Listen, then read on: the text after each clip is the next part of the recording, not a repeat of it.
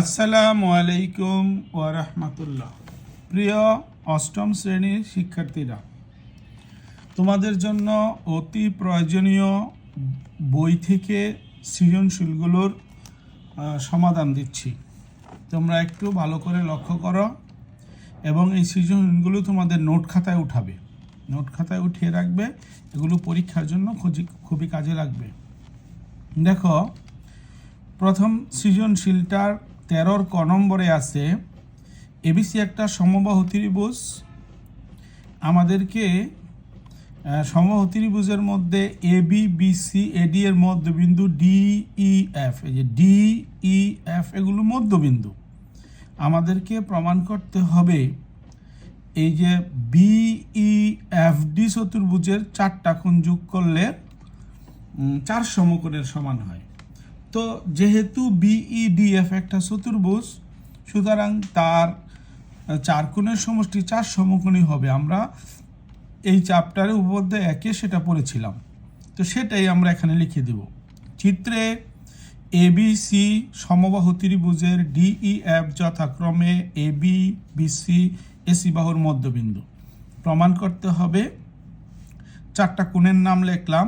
একটা কোণের মাঝখানে ডি বিন্দু, আর একটা কোণের মাঝখানে এফ বিন্দু, আর একটা কোণের মাঝখানে ই বিন্দু, আর একটা কোণের মাঝখানে বি বিন্দু। এভাবে আমরা কোণগুলোর নাম লিখব। খেয়াল রাখবা, প্রত্যেকটা কোণের মাঝখানের বিন্দুটা হইল কোণ।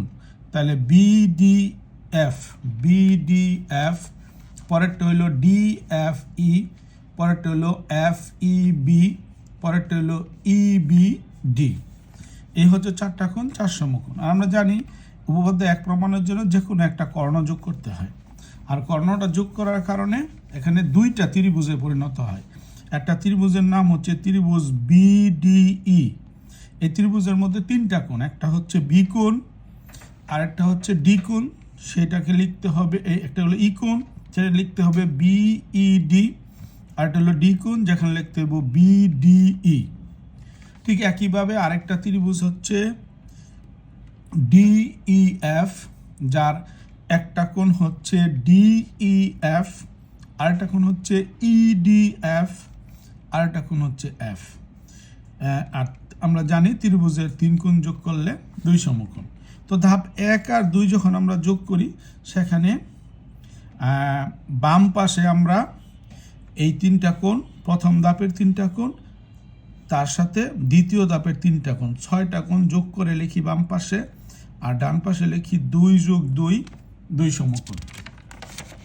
তাইলে আমরা এখানে আবার কিন্তু আমরা লিখতে পারি যে এই কোণটা, এটা কিন্তু 2টা কোণের সমষ্টি। একটা হলো বিডিই এটা, আর একটা হলো ইডিএফ।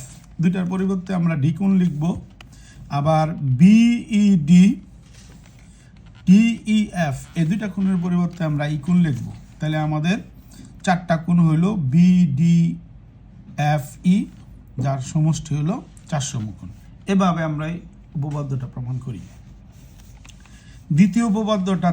দ্বিতীয় প্রশ্নটাতে আছে, বিশেষ নির্বাচন পড়লেই তোমরা প্রশ্নটা বুঝে যাবে। এবিসি সমবাহু ত্রিভুজের এবি বিসি এসি বাহুর মধ্যবিন্দু ডিইএফ। হ্যাঁ, এটা প্রথমেই বলা হয়েছে। প্রমাণ করতে হবে এই যে ডিএফ সেটা বিসি এর সমান্তরাল, আর এই ডিএফ সেটা হলো বিসি এর অর্ধেক। এইটা তো তোমরা যখন এই প্রমাণটা দেখবা, গাইড বইগুলো তো প্রমাণ করা আছে, সেগুলো একটু ভিন্ন ধরনের। তাহলে তোমরা এটা উঠিয়ে রাখবে। আমরা এই ক্লাসে এই শ্রেণীতে এবং পূর্ববর্তী উপপাদ্যগুলোকে যে সূত্র ব্যবহার করছি, সেই সূত্র দিয়েই আমি এই অঙ্কটা করার এই জ্যামিতিটা সমাধান করেছি। দেখো, আমরা ত্রিভুজ এবিসি এর মধ্যে দেখি এবি বিসি এসি 3টা বাহু সমান, কারণ এটা একটা সমবাহু ত্রিভুজ। আমরা 3টা বাহুর সাথে হাফ নিলাম। তাহলে এবি এর হাফ কত? এডি এবং বিডি। তাহলে এডি এবং বিডি 2টা সমান হবে, কারণ এগুলো হাফ। বিই আর ইসি সমান হবে, এএফ আর সিএফ সমান হবে, এবং এগুলো সবগুলো সমান, কারণ হচ্ছে এবি সমান, তাহলে এবির অর্ধেকগুলো সমান, বিসি সমান, তাহলে বিসি এর অর্ধেকগুলো সমান। তাহলে একসাথে আমরা লিখতে পারি এডি সমান বিডি সমান বিই সমান ইসি সমান এএফ সমান সিএফ, মানে এই প্রত্যেকটা রেখাংশ, এই যে ছোট ছোট রেখাংশ, এরা সবাই সমান। আমরা সবাইকে সমান লিখলাম। এবার আমরা দুইটা ত্রিভুজকে সর্বসম দেখাবো, কারণ আমরা জানি যে দুইটি রেখা সমান্তরাল হয় যখন ওইখানে একান্তর কোণ অথবা অনুরূপ কোণ থাকে, আর কোণগুলো সমান হয় সর্বসমতার কারণে। এই জন্যে আমরা এই ত্রিভুজটা এবং এই ত্রিভুজটা, এই দুইটা ত্রিভুজকে আমরা সর্বসম দেখাবো। এই ত্রিভুজটার নাম হচ্ছে এডিএফ আর এই ত্রিভুজটার নাম হচ্ছে বিডিই। তাহলে এই দুইটা ত্রিভুজের মধ্যে আমরা এই এডিকে বিডির সমান লিখতে পারি, এডি সমান বিডি, আর এএফকে বির সমান লিখতে পারি, এএফ সমান বি, এবং তাদের অন্তর্ভুক্ত কোণ, এই যে একটা অন্তর্ভুক্ত কোণ হইল ডিএই, যেটা এই দুইটা বাহু নিয়ে তৈরি হয়েছে, কই ডিএই ডিএএফ, আর একটা কোণের নাম হইল ডিবিই, যেটা এই দুইটা বাহু নিয়ে তৈরি হয়েছে ডিবিই। তাহলে ত্রিভুজ দুইটা কি হলো? সর্বসম। কারণ আমরা জানি কোনো ত্রিভুজের দুইটা বাহু এবং ওই বাহু দ্বারা তৈরি অন্তর্ভুক্ত কোণ যদি সমান হয় তাহলে ত্রিভুজ দুইটা সর্বসম। সেখান থেকে আমরা এই ডি কে বি এর সমান বলতে পারি, ডিটাকে বি এর সমান বলতে পারি, এবং এইখানে যে কোণটা হইল, এই যে কোণটা লক্ষ্য করো এডিই আর এই কোণটা ডিবিই, এই দুইটা কোণ সমান। এডিএফ আর ডিবিই, এই দুইটা কোণ সমান। তাইলে এই দুইটা কোণ সমান। এখন এই দুইটা কোণ দেখে রাখো, দুইটা কোণ কিন্তু দেখতে একই রকম, মানে উপর থেকে নিচে নেমে ডান দিকে গেছে, উপর থেকে নিচে নেমে ডান দিকে গেছে, একই রকম দেখতে। এরকম একই রকম দেখতে কোণকে বলা হয় অনুরূপ কোণ। আরেকটা ভাষায় বলতে পারো, ছেদকের একই পার্শ্বে যদি দুইটা কোণ উৎপন্ন হয়, এটা হলো ছেদক, তার একই পার্শ্বে যদি দুইটা কোণ উৎপন্ন হয়, সেই দুইটা কোণ অনুরূপ কোণ হয়। আর সেই অনুরূপ কোণ দুইটা যদি সমান হয় তাইলে ওই রেখা দুইটা সমান্তরাল। এই জন্য ডিএফ সমান্তরাল বিসি, এই জন্য ডিএফ সমান্তরাল বিসি অনুরূপ কোণের জন্য ডিএফ সমান্তরাল বিসি, বিই আর বি কে আমরা বিসিও বলতে পারি, অতএব ডিএফ সমান্তরাল বিসি। তাহলে এখানে আমরা সমান্তরাল প্রমাণ করলাম। এখন দেখো এই যে বিসি রেখাটা, ধাপ 3-এ বিসি রেখাটা, বিসিটা হলো বিই আর ইসি এর যোগফল, বিই আর ইসি। এখন ইসি তো বিই এর সমান, ওই যে একসাথে সবগুলো লিখেছিলাম সেখানে লেখা ছিল বিই আর ইসি সমান। তাহলে বিই আর ইসির পরিবর্তে আমি বি লিখতে পারি সেটা, আর তাহলে এখানে দুইটা বি হইল। বি কিন্তু আবার ডিএফ এর সমান, যেটা আমরা এখানে প্রমাণ করে রাখছি, এই যে বি সমান ডিএফ, বি সমান ডিএফ, সেই বি পরিবর্তে ডিএফ লিখছি। তাহলে দুইটা ডিএফ যদি বিসির সমান হয় তাহলে ডিএফটা হইব বিসির অর্ধেক, দুইটা ডিএফ মিললা বিসি, অতএব একটা ডিএফ হইব বিসি এর অর্ধেক। এও আমাদের প্রমাণ হয়ে গেল যে ডিএফ সমান্তরাল বিসি আর DF equal to half of BC. এবার 15 নম্বর সৃজনশীলটাতে আসো। আমাদের 15 নম্বর সৃজনশীলে এবি বাহু ডিসি বাহুর সমান্তরাল এবং সমান, এটা দেওয়া আছে। এবি বাহুটা ডিএফ বাহুর সমান্তরাল এবং সমান, এটা দেওয়া আছে। আমাদেরকে ক নম্বরে বলছে এবিটাকে ভূমি রেখা, মানে এবিকে নিচে রাইখা দুইটা ত্রিভুজ নাম লিখতে। তাহলে এবিটাকে রাইখা আমরা একটা ত্রিভুজের নাম লিখতে পারি এ বি ডি, আবার এবিটাকে নিচে রাইখা আমরা আরেকটা ত্রিভুজের নাম বলতে পারি এ বি সি। এই দুইটা ত্রিভুজের শুধু নাম লিখতে এখানে। হ্যাঁ, এবার আমরা খ নম্বর প্রশ্নের সমাধান করতেছি। চিত্রে এবি সমান্তরাল সিডি এবং এবি ইকুয়াল টু সিডি। আমাদেরকে প্রমাণ করতে হবে এডি সমান্তরাল বিসি এবং এডি ইকুয়াল টু বিসি। তো এডি এবং বিসি যে দুইটা ত্রিভুজের অংশ, আমরা ওই ত্রিভুজটাকে সর্বসম দেখাবো। আর সর্বসম দেখানোর জন্য আমাদের প্রথম কাজ হচ্ছে একটা একান্তর কোণের সূত্র লেখা। আর ওই সমান্তরাল বাহুটা দেওয়াই হয়েছে একান্তর কোণের সূত্র লেখার জন্য। এজন্য এবি সমান্তরাল সিডি এবং বিডি হদের ছেদক। হ্যাঁ, এই দুইটা রেখা সমান্তরাল আর এটা হচ্ছে ছেদক, এই বিডিটা হলো ছেদক। তাহলে এই ছেদকের এই পাশের কোণটা এইটা, এবং এইটা, এই রেখাটার দুই পাশের দুইটা কোণ সমান হবে। এই কোণটার নাম হচ্ছে এবিডি আর এই কোণটার নাম হচ্ছে বিডিসি।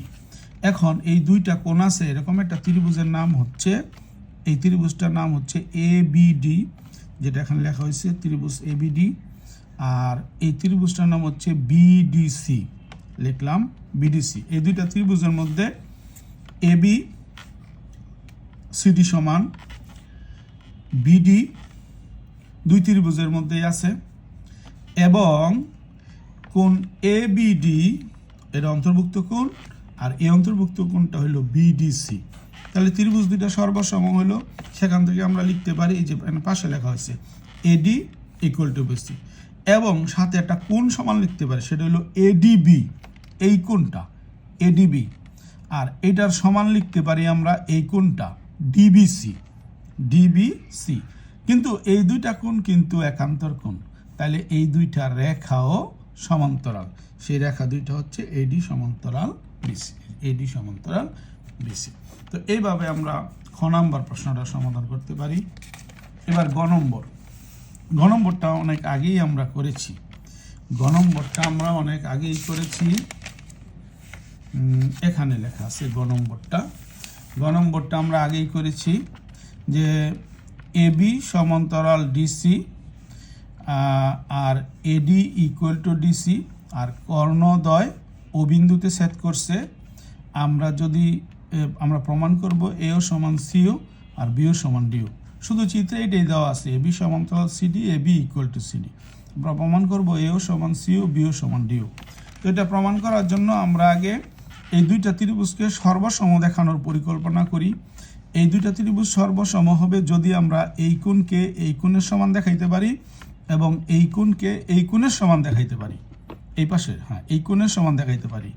আর এই কোণগুলো সমান হবে যদি সমান্তরাল রেখা থাকে এবং ছেদক থাকে, এটাও আছে। তাহলে এবি, এবি আর সিডি এটা হলো সমান্তরাল, এই সি হলো ছেদক, সেই হিসাবে আমরা লিখতে পারি বিএসি এসিডি। আবার বিডি ছেদকের জন্য আমরা লিখতে পারি, বিডি ছেদকের জন্য লিখতে পারি এবিডি বিডিসি। এবার আমরা এওবি এবং ডিসিওডি এই দুইটা ত্রিভুজের মধ্যে যাই, যেখানে বিএও সমান হলো ওসিডি, এই যে এই কোণটাই লিখছি আমরা বিএও, সি এর জায়গায় ও লিখেছি আর ওসিডি। আবার এবিও লিখেছি ডি এর জায়গায়, এখন লিখছি ওডিসি। সেক্ষেত্রে আমরা আর এবি সমান সিডি, এটা তো প্রশ্নেই দেওয়া আছে, ত্রিভুজের সর্বসম হলো এ সমান সিও, বিও সমান ডিও। এবার আমরা আসি 16 নম্বর। 16 নম্বরে একটা সামান্তরিক দেওয়া আছে এবিসিডি, আর একটা কোণের পরিমাণ দেওয়া আছে বিএডি, এই কোণটার পরিমাণ দেওয়া আছে 70 ডিগ্রি। আমরা বের করব এবিসি কোণ, মানে এই কোণটার পরিমাণ কত, এটা আমরা বের করতে চাই। কিন্তু আমরা জানি এই দুইটা কোণ যোগ করলে 180, কারণ এটা হলো সামান্তরিকের সন্নিহিত কোণ, সামান্তরিকের সন্নিহিত কোণ দুইটা যোগ করলে 180 হয়। তার মধ্যে বিএডি এর মান বসাইছি, এটা এই পাশে নিছি, এই পাশে যোগ আছে, এখানে বিয়োগ হয়ে গেল, যোগ করলে 110। অনেক সহজ একটা কাজ। এবার খতে আসি, মনে করি এবিসিডি সামান্তরিকের এসি ইকুয়াল টু বিডি, মানে এই সামান্তরিকটার মধ্যে আমাদেরকে একটা দিয়ে দিচ্ছে, সেটা হলো দুইটা কর্ণ সমান। আমরা প্রমাণ করবো এটা একটা আয়ত। তো একটা আয়ত হলো যে চতুর্ভুজের 60টা কোণ 90 ডিগ্রি। তো আমরা প্রথমে কোণ দুইটাকে 90 ডিগ্রি প্রমাণের জন্য আমরা দুইটা কোণকে সমান প্রমাণ করার চেষ্টা করব, দুইটা সন্নিহিত কোণকে সমান প্রমাণ করার চেষ্টা করব। এই জন্যে বিডি কর্ণ আছে এরকম একটা ত্রিভুজ এবং এসি কর্ণ আছে এরকম একটা ত্রিভুজকে আমরা সর্বসম দেখাবো। তাহলে বিডি কর্ণ আছে এরকম একটা ত্রিভুজের নাম হইল বিএডি, আর এসি কর্ণ আছে এরকম একটা ত্রিভুজের নাম হইল এবিসি। তার মধ্যে এডি বিসি এর সমান, এসি ইকুয়াল টু বিডি, এটা কর্ণ দুইটা সমান দেওয়া আছে, আর এবি হলো সাধারণ বাহু। তাহলে ত্রিভুজ দুইটা হয়ে গেল সর্বসম। এখানে 3 বাহুর কারণে ত্রিভুজ সর্বসম। অতএব আমরা কোণ বলতে পারি বিএডি সমান এবিসি। কিন্তু এই দুইটা কোণের যোগফল কিন্তু 180, কারণ এরা কিন্তু সামান্তরিকের সন্নিহিত বাহু। যে উপরে বলা আছে এবিসিডি সামান্তরিক, সামান্তরিকের পাশাপাশি দুইটা কোণ যোগ করলে কত হয়? 180 হয়। আবার পাশাপাশি দুইটা কোণের যোগফল 180, আবার ওই দুইটা কোণ সমান, তাহলে দুইটা কোণের পরিমাণই কত? 90, কারণ দুইটা সমান কোণের যোগফলই 180 হতে পারে। তো অনুরূপভাবে এডিসি আর বিসিডিকেও আমরা 90 ডিগ্রি প্রমাণ করতে পারবো, তাহলে এবিসিডি একটা আয়ত হয়ে যাবে। ঠিক আছে, তাইলে এবিসিডিটা আয়ত হয়ে গেল। এবার গ নম্বরে আসি। গ নম্বরে বলা আছে এই সামান্তরিকের এস যোগ বিডি কর্ণদ্বয় ও বিন্দুতে ছেদ করছে। আমাদেরকে এডি এবি ইকুয়াল টু এডি হইলে প্রমাণ করতে হইব কর্ণদ্বয় পরস্পরকে সমকোণে সমদ্বিখণ্ডিত করে। তার মানে আমরা যদি এবি দেখো এবি এবং এডি মানে দুইটা সন্নিহিত বাহু সমানের কারণে আমরা দেখাবো এইটা এটার সমান, এইটা এটার সমান, এবং এইখানে সমকোণ উৎপন্ন করছে, এইটা আমরা দেখাবো। তো দেখানোর জন্য আমরা প্রথমেই বলি এই এই বাহুগুলো সমদ্বিখণ্ডিতের জন্য আমরা বলতে পারি এবিসিডি একটা সামান্তরিক, আর আমরা জানি সামান্তরিকের কর্ণদ্বয় সমদ্বিখণ্ডিত হয়। তাহলে এবিসিডি সামান্তরিক ঘোষণা করে আমরা লিখতে পারি এও সমান সিও, বিও সমান ডিও। তাহলে আমাদের সমদ্বিখণ্ডিত হলো, কিন্তু এখন আমাদের দরকার হলো সমকোণ, মানে এই কোণটা এই কোণগুলো 90 ডিগ্রি দেখানো। এই কোণগুলো 90 ডিগ্রি দেখানোর জন্য আমরা পাশাপাশি দুইটা ত্রিভুজকে সর্বসম দেখাবো। একটা ত্রিভুজের নাম হচ্ছে এওবি, আর একটা ত্রিভুজের নাম হচ্ছে এওডি। আমরা দুইটা ত্রিভুজকে সর্বসম দেখানোর জন্য তিনটা বাহুর সাহায্য নেব। এবি এডির সমান, এটা দিয়ে দিয়েছে, আর এও সমান এও, এটা সাধারণ বাহু, আর বিও সমান ওডি, এটা আমরা উপরে লিখছি বিও সমান ডিও। তাহলে ত্রিভুজ দুইটা সর্বসম হলো। তাহলে যে দুইটা কোণ আছে ভিতরে এই কেন্দ্রে, এটা হলো এ ও বি আর একটা হলো এ ও ডি, এই দুইটা কোণ সমান, কিন্তু আর রৈখিক যুগল কোণ, কারণ একটা রেখার দুই পাশে একই পাশে দুইটা কোণ, একটা রেখার একই পাশে দুইটা কোণ হলে তাদেরকে রৈখিক যুগল কোণ বলে। তাহলে এওবি সমান এওডি 90 ডিগ্রি। তো এই দুইটা যদি আমরা 90 ডিগ্রি প্রমাণ করতে পারি, তাহলে উপরের দুইটাও আমরা 90 ডিগ্রি প্রমাণ করতে পারবো। সেক্ষেত্রে আমরা বলতে পারি যে কর্ণদ্বয় পরস্পরকে সমকোণে সমদ্বিখণ্ডিত করেছে। এটা প্রমাণিত হলো।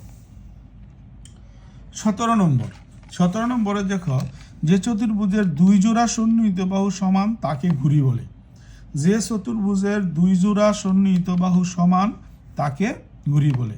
এই যে এই এক জোড়া পাশাপাশি বাহু সমান, আবার এক জোড়া পাশাপাশি সমান, কিন্তু এটার সাথে এটা সমান না, এটার সাথে এটা সমান না, এটাই ঘুরির বৈশিষ্ট্য। আর এটা যদি রম্বস হইতো তাহলে সবগুলো বাহু সমান হয়ে যেত। আর এটার মধ্যে এই এক জোড়া সমান, এই এক জোড়া সমান, এই জোড়া সমান না, এই জন্য এটা একটা ঘুরি। তো ঘুরির সংজ্ঞা হলো যে চতুর্ভুজের দুই জোড়া সন্নিহিত বাহু সমান তাকে ঘুরি বলে। এবার খতে আছে এবিসিডি চতুর্ভুজের কর্ণ এসিও বিডি অসমান, মানে কর্ণ দুইটা সমান না, এবং সন্নিহিত কোণের সমষ্টি দুই সমকোণ, এবং সন্নিহিত কোণ মানে এই কোণের সাথে এই কোণের যোগফল হলো দুই সমকোণ। আমাদেরকে প্রমাণ করতে হবে AB equal to CD, AB equal to CD এবং AD equal to BC, AB সমান সিডি আর এডি ইকুয়াল টু বিসি। তো এই প্রমাণের জন্য আমাদের সবচেয়ে বেশি দরকার পড়বে যেটা ওই যে শর্তে যেটা দিয়ে দিছে সন্নিহিত কোণের সমষ্টি দুই সমকোণ, এটা আমাদের কি কাজে লাগবে একটু মনে করে দেখো তো। হ্যাঁ, এটা আমাদের কাজে লাগবে হচ্ছে একটা চতুর্ভুজকে সামান্তরিক ঘোষণা করতে। কারণ আমরা জানি একটা চতুর্ভুজ তখন সামান্তরিক হয় অথবা দুইটা রেখা তখন সমান্তরাল হয় যখন ছেদকের একই পাশে অবস্থিত অন্তস্থ দুই কোণের সমষ্টি দুই সমকোণ। দেখো বিএডি আর এডিসি, বিএডি আর হচ্ছে এডিসি, বিএডি এডিসি, বিএডি হচ্ছে এই কোণটা, এডিসি হচ্ছে এই কোণটা, দুটো সন্নিহিত কোণ, এটার যোগফল সমান, এরা ছেদকের একই পাশে অন্তস্থ পাবে মানে ভিতরের দিকে আছে, এই জন্য এবি সমান্তরাল ডিসি। এই জন্য আমরা বলতে পারি এবি সমান্তরাল সিডি, এই যে দুটি ছেদকের একই পাশে অবস্থিত অন্তস্থ কোণ। অনুরূপভাবে প্রমাণ করা যায় এডি সমান্তরাল বিসি। অনুরূপভাবে আমরা প্রমাণ করতে পারবো এডি সমান্তরাল বিসি, এডি কা বিসির সমান্তরাল। ধাপ 3-এ আমরা দেখলাম সুতরাং এবিসিডি একটা সামান্তরিক, কারণ এই জোড়াবাহু সমান্তরাল হয়েছে, এই জোড়াবাহু সমান্তরাল হয়েছে, এই জন্য এটা একটা কি হয়েছে, সামান্তরিক হয়েছে। আর সামান্তরিকের বিপরীত বাহু সমান, সেই হিসেবে AB equal to CD, AD equal to BC, প্রমাণ হয়ে গেল। তাহলে ওই ছেদকের একই পাশের অন্তস্থ কোণের কারণে চতুর্ভুজটা সামান্তরিক হয়েছে, দুই জোড়া বাহু সমান্তরাল হয়েছে, আর দুই জোড়া বাহু সমান্তরালের কারণে চতুর্ভুজ সামান্তরিক হয়েছে। সামান্তরিক করার জন্য বিপরীত বাহুগুলো সমান হয়েছে, এটা খেয়াল রাখতে হবে। এবার সর্বশেষ আজকের জ্যামিতি, সেটা হচ্ছে এবিসিডি সামান্তরিকের আগেই বলা আছে এসি আর বিডি কর্ণদ্বয় কিন্তু সমান না। আচ্ছা, এখানে বলা আছে এসি কর্ণের উপর বি বিন্দু হতে বিপি একটা লম্ব, আর ডি বিন্দু হতে ডি কিউ একটা লম্ব। এই যে এই রেখাটা এবং এই রেখাটা, এটা দুইটা লম্ব।